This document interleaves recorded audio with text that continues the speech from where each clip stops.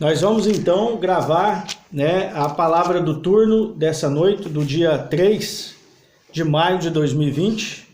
O objetivo é conseguirmos visualizar que a terra pertence a Jesus, que a terra foi criada para Cristo.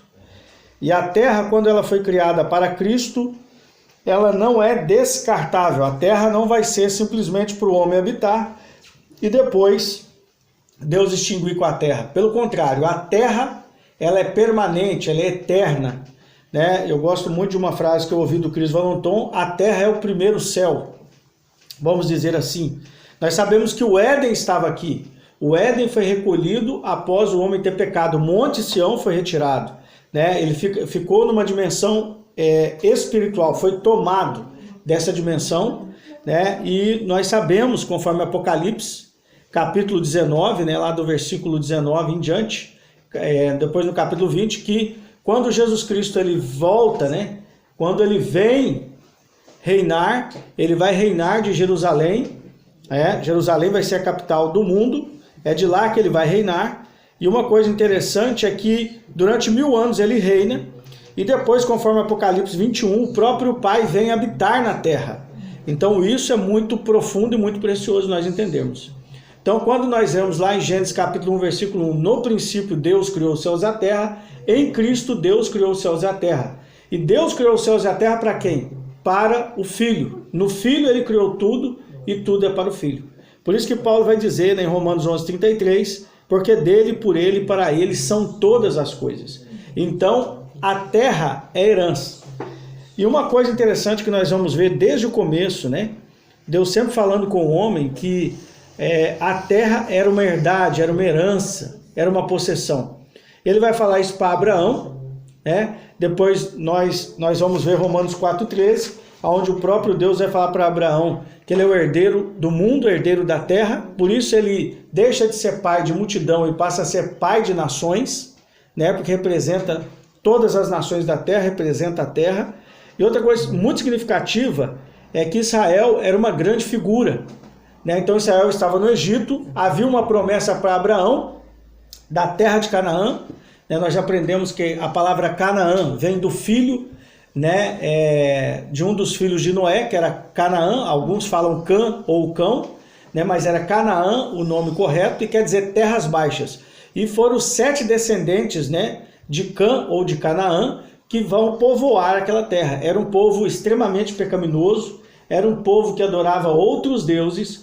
E por isso que a palavra que foi dada para Cão, porque ele descobriu a nudez do seu pai, foi que ele seria escravo de Sem. E isso vai acontecer, porque depois a nação de Israel, o povo de Israel sai do Egito e vai conquistar aquelas 7 nações e faz deles escravo, destrói alguns daqueles lugares e toma posse daquela terra. Então, herança na Bíblia, herança nas Escrituras, sempre está ligado com terra, com a terra. Terra física, o planeta Terra. Então, a terra não é descartável, ela está no centro do plano de Deus, no centro do propósito de Deus, porque ela pertence ao Filho e foi criada para o Filho. Então, vamos ver isso, Salmo 115, versículo 16. Quem pode ler para nós? Os céus são os céus do Senhor, mas a terra ele deu aos filhos dos homens. Então, os céus são os céus do Senhor, mas a terra ele deu aos filhos dos homens. Então fica claro que a terra foi criada para o homem habitar. Então aonde é a habitação do homem? Na terra. E para sempre nós vamos habitar aqui. Aqueles que estão em Cristo, é claro, aqueles que pertencem ao Senhor. E uma coisa muito importante a gente entender, voltando lá no Salmo 8, vai falar que ele entregou a terra para o Filho governar sobre toda a criação. Então aqui vai dizer claro, que os céus dos céus pertencem ao Senhor, mas a terra pertence aos homens. Então nós vamos ver claramente que a terra é uma herança. Vamos ler agora Romanos 8:32. É importante entendermos então que Cristo é o herdeiro de tudo e nós também somos herdeiros juntamente com ele. Quem pode ler para nós Romanos 8:32? Aquele que não poupou seu próprio filho, mas o entregou por todos nós, como não nos concederá juntamente com ele, gratuitamente, todas as demais coisas. Então, aquele que não poupou o seu próprio filho, antes o entregou por nós, como também não nos dará juntamente com ele todas as coisas? Então, o próprio filho foi apresentado para a criação como Senhor e como Salvador, e aí nós recebemos, né, tudo no filho. Como tudo pertence a Cristo, agora nós passamos, ele sendo herdeiro de tudo, nós passamos a ser herdeiros juntamente com ele ou co-herdeiros. Vamos ler agora Romanos capítulo 8, versículo 17. Romanos 8, 17.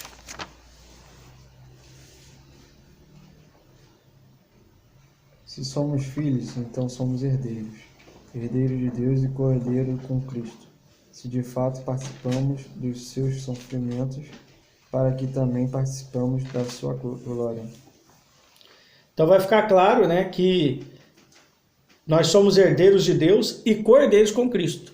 Então Cristo, ele tem uma herança. Qual que é a herança? A terra, né? Se vocês olharem no livro de Salmo, também está lá em Mateus 5, versículo 8, né? Mateus capítulo 5, versículo 8, que os mansos herdarão a terra. A palavra manso ou humilde pode ser traduzida do grego manso ou humilde. Os mansos herdarão a terra. Essa terra, está falando essa terra toda, o planeta, né? Então nós vemos aqui que Romanos 8,17, que Cristo é o herdeiro de Deus, e por meio da obra de Jesus, aqueles que creem na obra de Jesus, no sangue de Jesus, no que ele fez, que creem nele como Senhor, também se tornaram herdeiros. Então nós somos co-herdeiros juntamente com Cristo. Então, qual é a herança de Cristo? As nações, a terra. E agora nós também em Cristo passamos a ser herdeiros. Vamos ler agora o Salmo de número 2. Nós vamos ler o Salmo de número 2.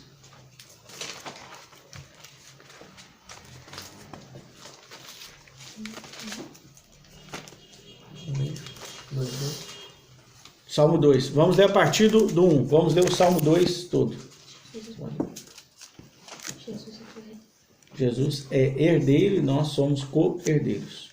Co quer dizer herda junto.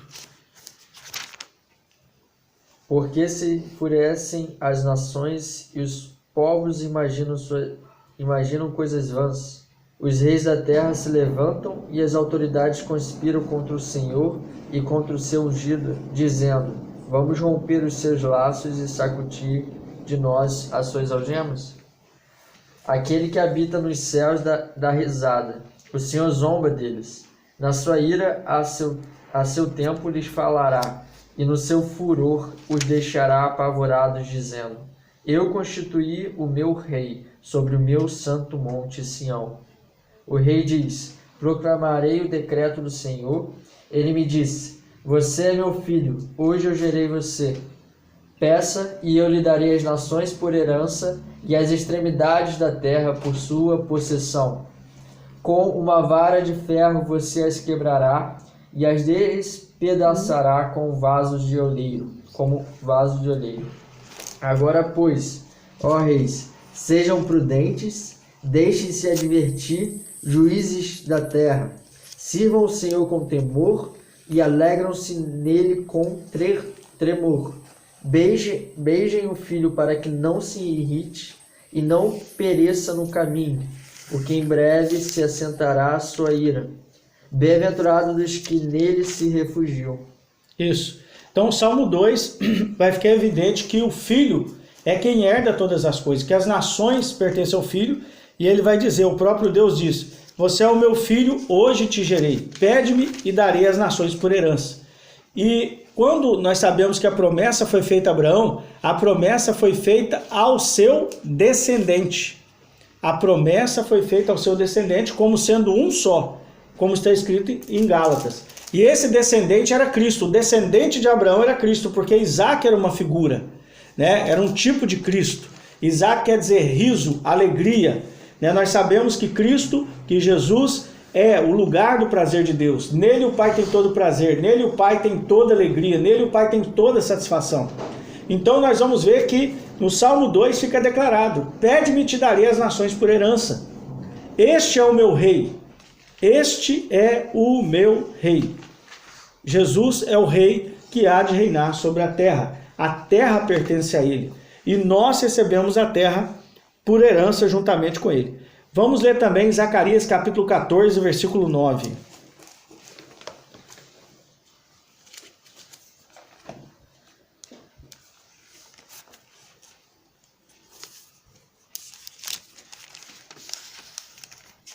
Você tem um aplicativo da Bíblia? Presta o aplicativo. Coloca no aplicativo, por favor. Bom, aquele JF. Zacarias o quê? Zacarias capítulo 14, versículo 9. Quem pode ler para nós, fazendo favor? O Senhor será rei de toda a terra. Naquele dia haverá um só Senhor e o seu nome será único. O Senhor será rei de toda Terra. terra. O Senhor será o rei de toda a terra. Quem que é esse rei aí? Quem que é esse rei de Zacarias capítulo 14, versículo 9? Quem? Jesus. Viu que no Salmo 2 ele está falando, eu constituí o meu rei.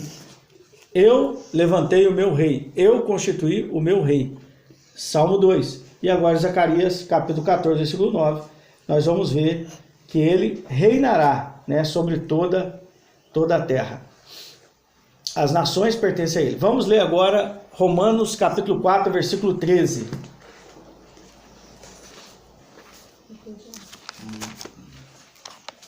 Romanos 13. 4, 13.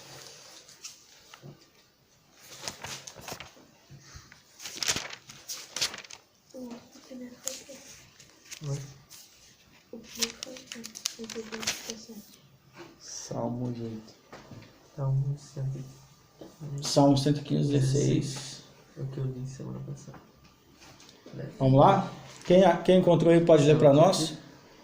Não foi mediante a lei que Abraão e a sua descendência receberam a promessa de que ele seria o herdeiro do mundo, mas mediante a justiça que vem da fé.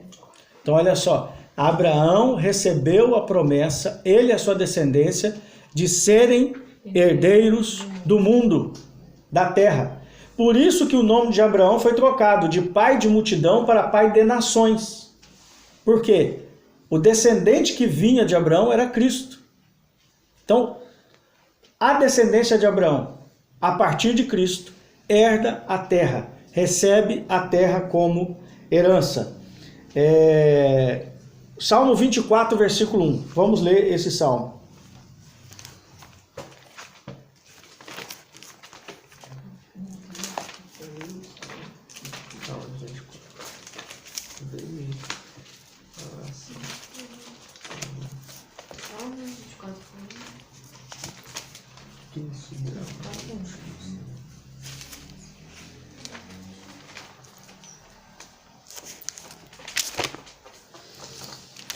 Salmos 24, 1.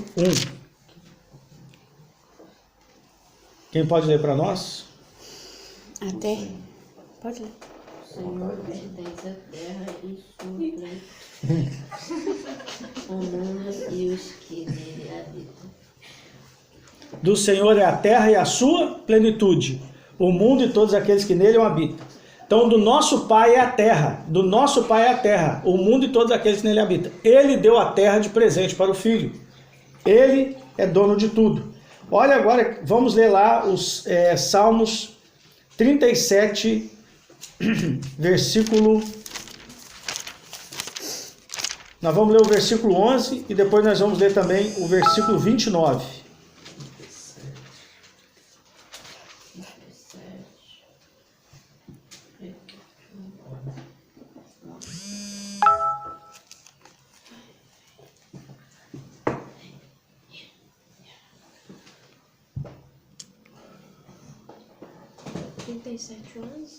Salmos 37, 11 e depois o versículo 29 também.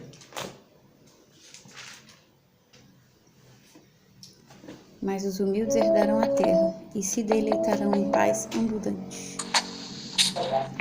Então, Salmos 37, 11 fala: os humildes herdarão a terra e se deleitarão na plenitude de paz. Vamos ver agora o 29. 37, 29. Os justos herdarão a terra e nela habitarão para sempre. Os justos herdarão a terra e nela habitarão para sempre. Vamos ver também o 22. O 22 é bem sério. Olha o que vai falar o 22. Aqueles a quem o Senhor abençoa possuirão a terra e serão exterminados aqueles a quem ele amaldiçoa. Então, ou seja, aqueles a quem o Senhor abençoar vai possuir a terra, mas aqueles a quem o Senhor amaldiçoar serão exterminados. Né? Olha outro texto bem importante aí.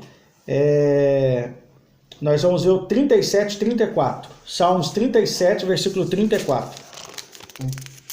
Interessante, que aqui em Romanos 13, 32, 3, associa lá o Salmo 2, né? Que não foi que deu? Isso, Salmo 2. Aqui também fala. O que fala aí? O Romanos 13, 33. Romanos 13, 33. O Filipe está lendo aqui para nós. Ele cumpriu para nós, seus filhos, ressuscitando Jesus, como está escrito no Salmo 2. Tu és meu filho, eu hoje te gerei. Então, confirmando que ele é o filho e é ele quem recebe a herança, é dele a herança é para o filho, né? E nós hoje somos filhos por meio dele. Então, agora vamos lá para o versículo 34. Espere no Senhor e ande nos seus caminhos, e Ele o exaltará para que você herde a terra. Você verá quando os ímpios forem exterminados. Então aqui ele já fala inclusive do juízo final, quando os ímpios forem exterminados, né? E ele já vai falar também, né, que o Senhor, ele dá a terra, ele nos exalta nos dando a terra por herança. E é muito interessante porque essa ideia de herança nas escrituras sempre foi muito forte, porque nós vemos ali o filho pródigo, ele pede a herança do seu pai e ele vai embora, ele vai para uma terra longínqua, para outra terra, para um lugar distante. E o filho mais velho fica em casa na terra onde estava o pai. E depois o filho mais novo volta para a terra, para a propriedade do pai. Então a gente vê herança, herdade nas escrituras ligado à terra, né? E esse é o objetivo de nós enxergarmos exatamente isso. Então a terra sempre foi uma herança para os filhos de Deus, né? Vamos ver agora os Salmos 45, 16.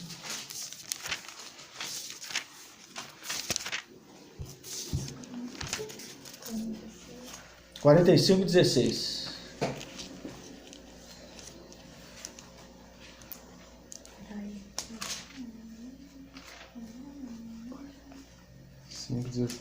Isso.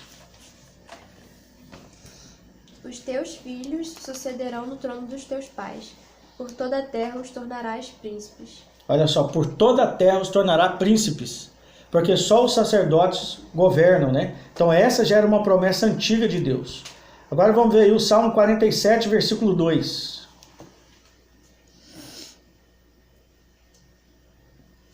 Pois o Senhor Altíssimo é tremendo e o grande rei de toda a terra.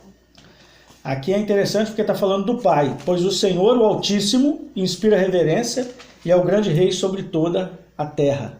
Então a terra pertence ao Pai, ele criou para o Filho, ele deu para o Filho e nós, por meio do Filho, recebemos essa herança.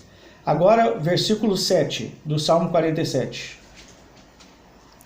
Pois Deus é rei sobre toda a terra, cantem louvores de Masquil. E aqui me lembra aquele texto, né, de Daniel 4, versículo 37, se eu não estiver equivocado, né? Que ele vai dizer, né, Nabucodonosor diz: eu sei que tudo que Deus faz é perfeito, ele é o Altíssimo, ele é o soberano, ele é o rei dos céus e o rei da terra. Então o nosso Pai, ele pode dar a terra para o seu filho porque ele é o dono de tudo, ele é o Senhor de tudo, né? Agora nós vamos ver aqui o 47, 9. Salmo 47, versículo 9. Os príncipes dos povos se reúnem com o povo do Deus de Abraão, porque a Deus pertencem os escudos da terra. Ele se exaltou gloriosamente. Então, ao Senhor pertence a terra. 47:9, né? Os príncipes dos povos se uniram com o povo do Deus de Abraão, pois a Deus pertence os soberanos da terra. Ele é soberanamente maravilhoso. Então nós vemos que a terra é o foco do plano de Deus, né, que o lugar é a terra. Nós sabemos que a terra foi criada para ser governada pelo seu filho, o filho maduro, o filho Jesus Cristo. Então nós vamos ver com clareza, né, que é isso que o Pai tem e é isso que o Pai quer, né, que Ele governe sobre tudo. A terra é uma herança para Ele e é uma herança também para nós. Vamos ver lá em Gênesis 1:28 para a gente lembrar de como foi no início, como foi a ideia de Deus, né, para o homem na terra. E isso só é possível por meio de Cristo no reino milenar, quando Cristo retornar para reinar sobre a terra. Gênesis 1:28, vamos ver o plano original.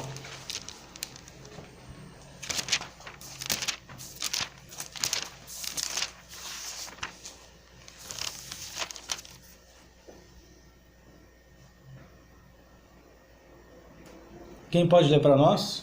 Deus os abençoou e lhes ordenou: sede férteis e multiplicai-vos, povoai e sujeitai toda a terra, dominai sobre os peixes do mar, sobre as aves do céu, sobre todo animal que rasteja sobre a terra.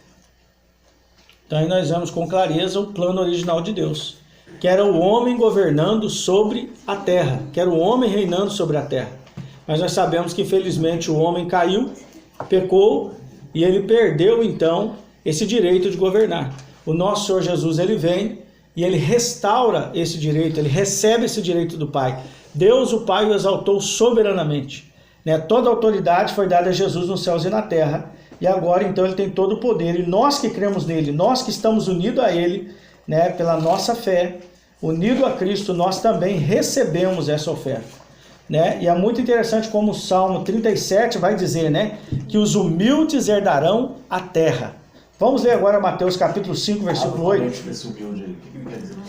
Humilde é uma pessoa mansa.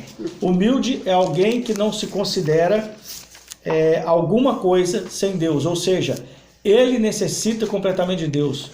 É aquilo que está escrito lá, em Tiago capítulo 4, versículo 5 e 6, que Deus dá graça aos humildes, mas ele resiste aos soberbos. Humilde é todo aquele que entende que Deus é a fonte de tudo. Ele reconhece que é do Pai que vem todo o recurso para ele, que é do Pai que vem a vida, que é do Pai que vem a respiração, que é do Pai, que tudo procede. Então, essa pessoa é uma pessoa humilde. Exatamente. A humildade não tem a ver com a quantidade de bens que temos, mas de uma postura interior. Uma pessoa que recebe de Deus tudo aquilo que Deus tem para dar. Aquela resposta de Jó foi de um homem humilde. Jó 14, ele diz, no livro de Jó, no capítulo 14, ele diz: nu eu vim do ventre da minha mãe, nu voltarei. Eu recebo o bem de Deus, mas também eu recebo o mal. E é interessante que Jó 42, no versículo 2, ele vai falar algo muito interessante. Ele vai falar assim: Pai, eu sei que você pode todas as coisas. Aquela postura, acho que foi de Salomão, não foi uma postura de humilde também, não? Qual postura? De pedir a Deus sabedoria? Completamente. Aquela postura de Salomão era a postura de humildade. Estava diante dele a nação de Israel, ele precisava governar, e ele não pede a Deus riquezas, ele não pede a Deus que Deus derrotasse os seus inimigos, mas tudo que ele pede a Deus era sabedoria para governar o seu povo, o povo de Deus. E aí Deus vai lhe conceder riqueza e paz com seus inimigos. Não vai ter guerra nos dias de Salomão. Então isso é muito relevante, isso é muito interessante. Então humildade é saber pedir. E pedir o quê? Sabedoria, porque todos aqueles que pedem sabedoria a Deus, Deus lhes dá liberalmente, sem censurar. Que fala que não sabemos pedir, pede mal. Para gastar nos próprios deleites. Então, ou seja, todo o nosso pedido, todas as nossas petições devem estar ligadas ao que nós temos que nos tornar verdadeiros sacerdotes, pessoas posicionadas, vivendo como primogênito. Então, tudo que hoje nós devemos planejar tem que estar em torno dessa visão. Eu sou cordeiro com Cristo, Cristo está vindo reinar na terra, eu vou reinar com Ele. Então, toda a minha vida deve ser organizada a partir da vinda de Cristo, a partir da volta de Jesus. A maneira que eu estudo, que eu trabalho, que eu cuido da minha esposa, que eu cuido dos meus filhos, a maneira que nós posturamos diante de todas as coisas do trabalho, dos vizinhos, do próximo, porque a lei do reino nós já temos que viver ela agora. E lá em Levítico 19:18 vai dizer o quê? A lei diz que né? Que nós devemos amar o nosso próximo como a nós mesmos. Então hoje nós já somos o povo que vive além do reino, o reino vindouro, né? O reino de Cristo que há de vir, né? Então isso é muito profundo, muito interessante. Então os humildes herdam a terra. Quem pode ler para nós Mateus capítulo 5, versículo 8? Bem-aventurados limpos de coração, porque verão a Deus. Então pega para mim, por favor, veja se é o 5:5. Mateus 5:5. Sobre mansos. Isso. 5:5. Bem-aventurados mansos, porque herdarão a terra. As versões humildes, né? Isso, Mateus 5:5. Bem-aventurados os mansos, porque eles herdarão a terra. Bem-aventurados os humildes, porque eles herdarão a terra. Então uma coisa que nós devemos pedir nesse tempo é amor e humildade. Sabemos que humildade é fruto do Espírito, humildade e mansidão é traduzido no grego como a mesma palavra, né? Olha que interessante aqui o Salmo 89, 27. Eu também o constituirei meu primogênito supremo sobre todos os reis da terra. Então nós vemos que Jesus é constituído sobre todos os reis da terra como rei e como Senhor. Por isso que lá em Apocalipse, né, nós vamos ver em Apocalipse 19, né, vai chamar ele de Rei dos Reis, Senhor dos Senhores, porque Deus o Pai o constituiu e assim ele vai ser quando vier reinar sobre a terra. Alguém quer conferir com a sua versão? Salmo 89, 27.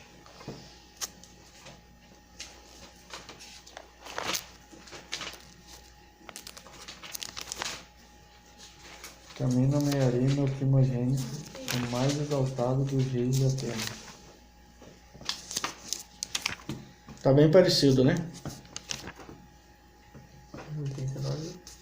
27. 89, 27. Veja o Salmo 96, 13. Vamos dar uma olhada nesse Salmo também. Salmo 96, 13.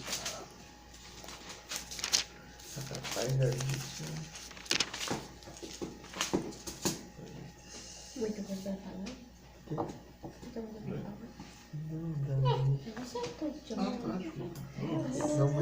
Canta diante do Senhor, porque ele vem, sim, ele vem julgar a terra, ele governará.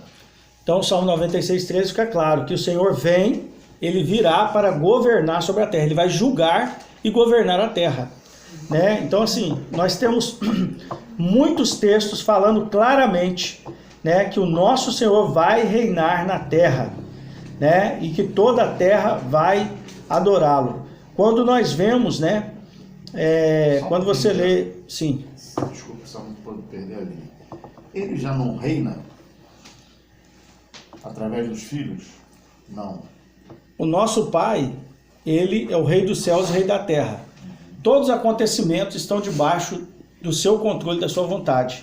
Então, por exemplo, quando nós vemos ele mostrando aquele sonho para Nabucodonosor, que tinha a estátua, né, no qual a cabeça de ouro era Nabucodonosor, nós vemos claramente que Nabucodonosor ele não deu glória a Deus, antes ele achava que a Babilônia era um orgulho dele pessoal. Mas foi Deus que levantou aquele reino para que pudesse trazer juízo a Israel, porque Israel estava andando após outros deuses, após os ídolos. E uma coisa interessante é que ele vai ficar 7 anos comendo capim, sendo molhado pelo orvalho. Ele fica como um animal no campo, Nabucodonosor, porque ele não deu glórias ao Deus do céu.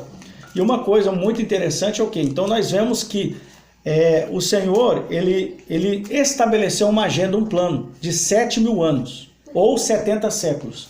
70 vezes 100, 7.000 anos. Deus, ele elaborou um calendário, um plano de 7.000 anos, que corresponde aos 7 dias da criação.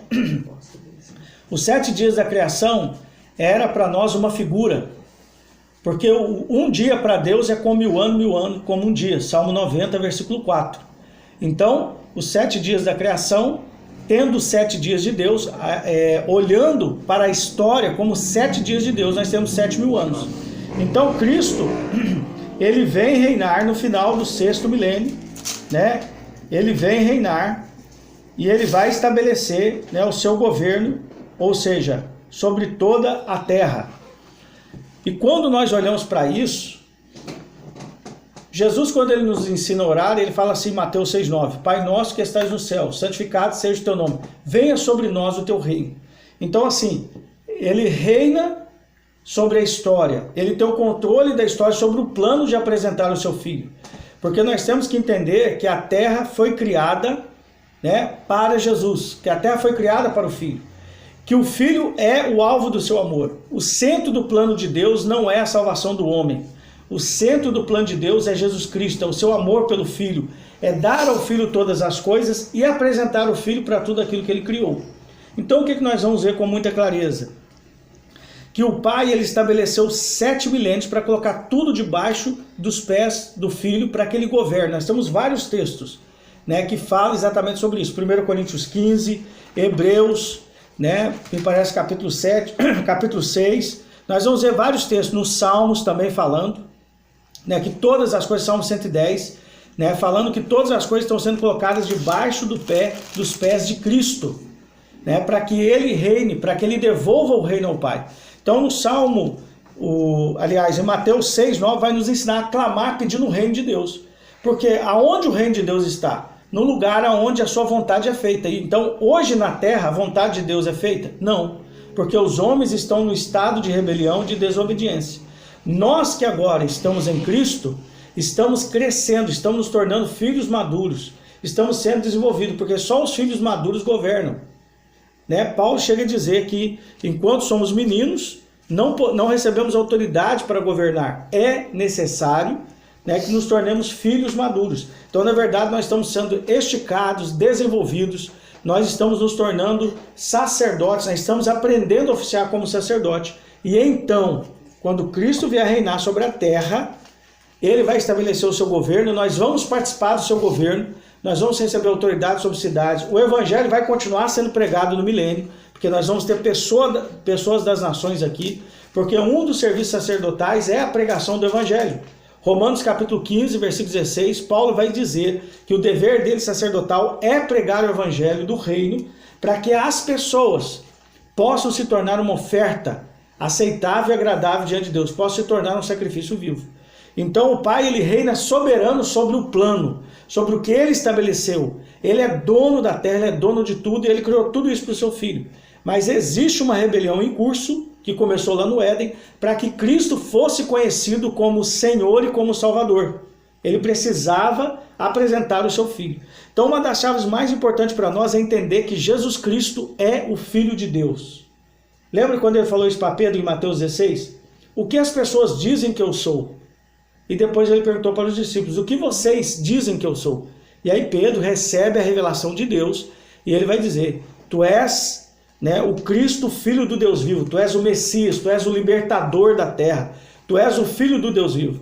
E aí Jesus disse, sobre esta afirmação, sobre esta pedra, eu edificarei a minha assembleia, a minha reunião, aqueles que vão estar em torno de mim, a minha igreja. Eu vou construir a minha igreja em cima dessa afirmação. Então qual é a certeza que nós temos que ter? Como nós vemos no Salmo 2, como nós vemos no Salmo 110, como nós vemos no Salmo 8, e tantos salmos nós vemos que ele é o Filho de Deus, que ele é o herdeiro, que ele é o rei. Então quando é que Deus vai estar de fato reinando absoluto, né, na terra? Quando Cristo estiver reinando, porque aí toda a vontade do Pai será estabelecida e será feita. Mas hoje ele governa de forma soberana sobre o seu plano, dos 70 séculos.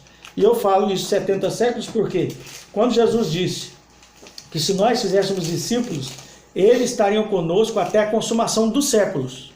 Então quando até consumar os 70 séculos, ele está conosco e também, claro, que vai permanecer para sempre conosco e a gente para sempre com ele. Mas aí nós estamos falando da presença do Filho e depois da presença do Pai. Porque 1 Coríntios 15, 24. Vamos ler lá, 1 Coríntios 15, do 24 ao 28. Nós vamos ver que o Pai, ele exaltou Jesus, que o Pai, ele deu a Cristo a autoridade para reinar, e que ele vai reinar até que todos os inimigos estejam debaixo de seus pés. E depois ele vai devolver o reino ao Pai. Porque no 8º milênio, 8 representa a eternidade, 8 representa a aliança. Lembra da circuncisão que era feita no 8º dia?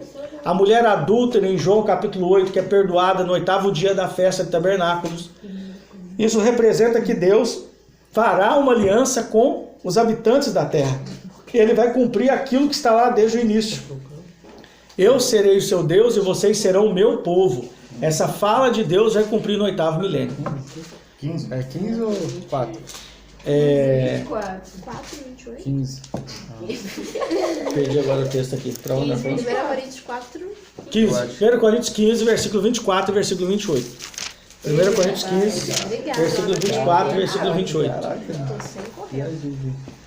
Vamos lá, quem pode ler para nós no alto e bom tom?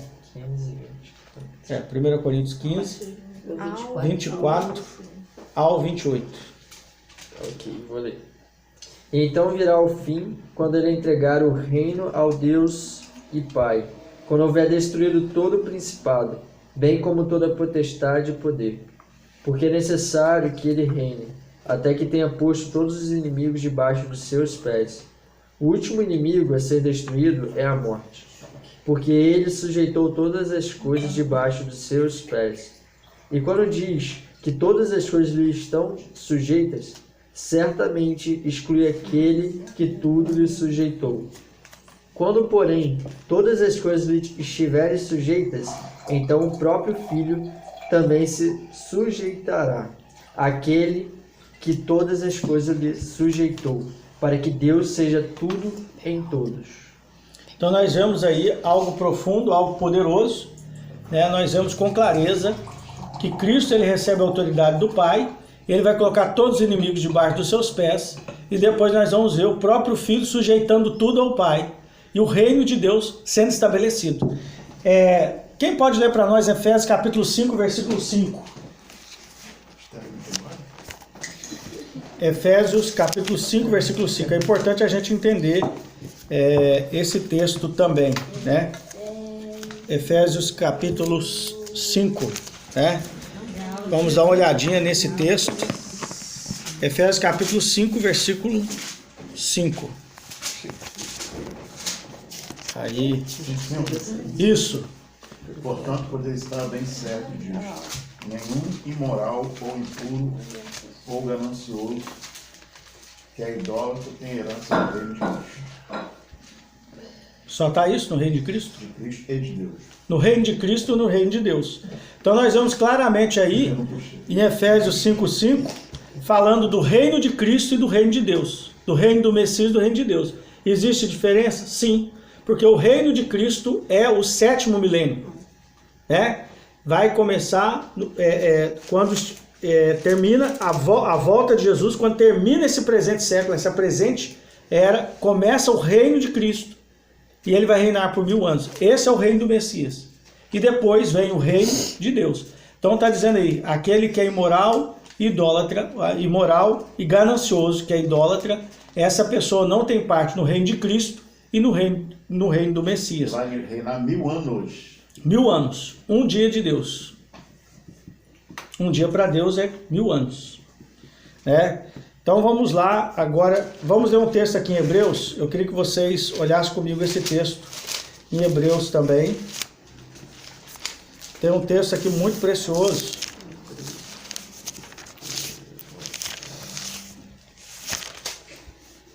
Esse é um texto que me veio agora na mente aqui. Eu não lembro a referência de cabeça. Que Cristo está aguardando. Hebreus qual? Beleza. Ele está aguardando. Só sem minha Bíblia de papel. Eu vou ler aqui. Achei. Hebreus capítulo 10. Abre aí comigo. Hebreus 10, versículo 8 em diante, para a gente entender. Eu vou ler aqui nessa versão judaica. Hebreus capítulo 10, versículo 8. Primeiro ele disse: Tu não desejaste nem te agradaste sacrifícios de animais, oferta de alimento, ofertas queimadas e do sacrifício pelo pecado, os quais eram realizados de acordo com a Torá. E então aqui estou para cumprir tua vontade. Ele cancela o primeiro sistema para estabelecer o segundo. Em conexão com sua vontade, fomos separados para Deus e feitos santos, de uma vez por todas, pela oferta do corpo de Yeshua, o Messias. Dia após dia, todo sacerdote se apresenta e realiza seus serviços, oferecendo vez após vez os mesmos sacrifícios que nunca podem remover pecados. Mas este, quando acabou de oferecer, este é Cristo, Mas este, quando acabou de oferecer para sempre um único sacrifício pelos pecados, sentou-se à direita de Deus e passou a esperar daí em diante até que seus inimigos sejam colocados como estrado dos seus pés. Pois por meio de um único sacrifício ele conduziu o objetivo de uma vez por todas os que estão sendo separados por Deus para serem santos. Então Jesus, ele sentou à direita, à destra do Pai, e está aguardando até que todos os inimigos sejam colocados debaixo de seus pés. No final do milênio, Satã, o adversário, vai ser lançado no lago de fogo e a morte será lançada no lago de fogo. Durante o milênio, durante o reinado de Cristo na terra, aqueles que estiverem aqui, que sobraram das nações, ainda vão morrer. Isaías 65 diz que aqueles que morrerem com 100 anos será considerado uma criança. Mas nós que estivermos aqui no reino milenar, nós estaremos com o corpo transformado, com o corpo glorificado, nós não mais morreremos. Deixa eu fazer uma pergunta. Lá em Apocalipse, começa a falar sobre os selos, né? Esses selos, depois da tribulação, da grande tribulação? Os selos, eles vão estar dentro dos 7 anos. Eu acredito que são os 7 selos e as 7 trombetas e os 7 cálices da ira de Deus acontecem simultaneamente dentro da tribulação.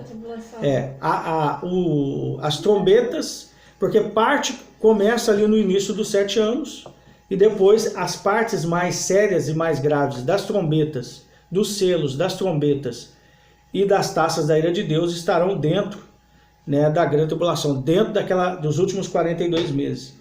Então a gente vai estar aqui, né? Nós estaremos, os que estiverem vivos vão passar por tudo isso. Os filhos de Deus e aqueles que não são filhos de Deus. Agora, uma coisa interessante da gente observar é que Cristo, ele reina no milênio. Então hoje quando alguém diz assim, Jesus é o Senhor do Brasil, Jesus reina no Brasil. Não, o Brasil está uma confusão. Confusão política, confusão econômica, confusão religiosa, Jesus não está reinando aqui agora, mas ele vai reinar. Ele vai vir reinar com 7 de ferro. Quando ele vier nas nuvens com poder e grande glória, então ele vai vir para reinar de Jerusalém. E de lá ele vai estabelecer o seu governo. Pode falar? Em Isaías 25:8 fala sobre morte. Destruirá a morte para sempre. Soberano, ó Senhor, enxugará as lágrimas de todos os rostos. Isso, a morte vai ser destruída no final do milênio. Olha o Salmo 110. O Senhor disse ao meu Senhor, senta-te à minha mão direita, até que eu faça de teus inimigos um estrado para os teus pés. O Senhor enviará teu poderoso cetro desde Sião, para que governe sobre os inimigos a teu redor. Ao mobilizar tuas tropas, teu povo se oferecerá voluntariamente em santo esplendor, desde o romper da alvorada, o orvalho de teus jovens é teu. Assim jurou e não se retratará. Tu és um sacerdote para sempre, segundo a ordem de Melquisedeque. O Senhor, à tua mão direita, despedaçará os reis no dia de sua ira. Olha só, está falando a vinda de Cristo. É como se a gente pudesse trocar aqui a palavra Senhor para Cristo, Cristo que está à mão direita de Deus despedaçará os reis no dia de sua ira. Julgará as nações, enchendo-as com corpos mortos. Despedaçará cabeças por todo um extenso território. Beberá de um ribeiro enquanto segue seu caminho, então manterá sua cabeça erguida. O Salmo 110 é um salmo messiânico, é um salmo que fala de Cristo. Então, queridos, eu queria ir até aqui hoje, trazendo essa reflexão, que a terra é uma herança para Cristo, porque os mansos herdarão a terra. O manso, quem é o manso? O verdadeiro manso? Cristo, o verdadeiro humilde. E nós estamos nos tornando semelhante a Ele. Nós estamos nos tornando a sua imagem e semelhança. Então, por que hoje nós devemos ser fiéis? Por que hoje nós devemos viver uma vida de pureza, uma vida de santidade? Porque Cristo virá para reinar e aqueles que hoje recebem o julgamento pela sua palavra, recebem, todos os dias serem refinados, serem tratados, porque nós somos filhos de Deus, nós estamos sendo corrigidos, educados para reinar com Cristo, nós estamos sendo treinados. Então vale a pena abrir mão de tudo, abra mão do seu eu, abra mão da sua psique. Aquele que abrir mão, aquele que perder a sua vida, vai recebê-la com Cristo, vai recebê-la no reino. Então quem perde a vida acha, mas quem busca encontrar a sua vida, satisfazer somente os desejos da sua vontade, esse perde o direito de reinar com o Senhor. Então que nós possamos viver essa vida, né, buscando ser fiel, sabendo da herança que nos está proposta, sabendo do que está nos aguardando. Fala lá em Apocalipse capítulo 1, versículo 4, que Deus, o Pai, nos comprou com o sangue de Jesus para sermos reis e sacerdotes. Apocalipse capítulo 5 vai dizer que nós, como sacerdotes, vamos estar para sempre com Ele. Apocalipse capítulo 20, versículo 5 diz que nós, os sacerdotes, reinaremos no milênio com Cristo. Então nós temos que guardar a nossa primogenitura, não podemos fazer como Esaú. Esaú era um homem natural desenvolvido, excelente caçador, hábil, inteligente, tinha todas as boas qualidades de um homem natural, intelectual. Mas Jacó era aquele que agarrava as oportunidades. Jacó agarrou a oportunidade de ser primogênito, comprando a primogenitura de Esaú, porque Esaú não deu valor à primogenitura. E depois também recebe a bênção do seu pai, uma vez que ele já tinha recebido a primogenitura. E nós vemos que Jacó, ele via a importância de ser primogênito, a importância de ser um sacerdote, porque receberia a herança da terra. E interessante que Jacó, ele volta para casa. Ele estava longe da sua terra, ele estava com Labão, e nós sabemos que ele volta para a terra. Isso representa o quê? Que os primogênitos, os sacerdotes, recebem a terra, têm a terra como herança. Então, por isso nós devemos guardar o nosso interior, a nossa mente, o nosso coração. Devemos viver como sacerdotes. Hoje, qual é o nosso maior serviço? Apresentar a nossa mente e o nosso coração ao Senhor, buscando a transformação da nossa mente pela palavra e pela oração. Porque é assim que nos tornamos ovelhas. Jesus é o nosso pastor. Agora eu quero perguntar, nós somos de fato as suas ovelhas? E ovelhas são para o sacrifício.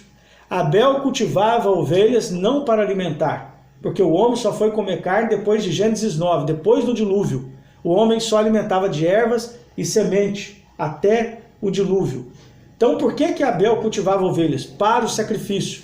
Então nós devemos cultivar a nossa mente, o nosso coração, o nosso interior para o Senhor, guardando o nosso interior para Ele, não aceitando tristeza, frustração, medo, ódio, raiva, ira. Não permita crescer no seu interior aquilo que comprometa, aquilo que tome a sua mente e seu coração de Deus.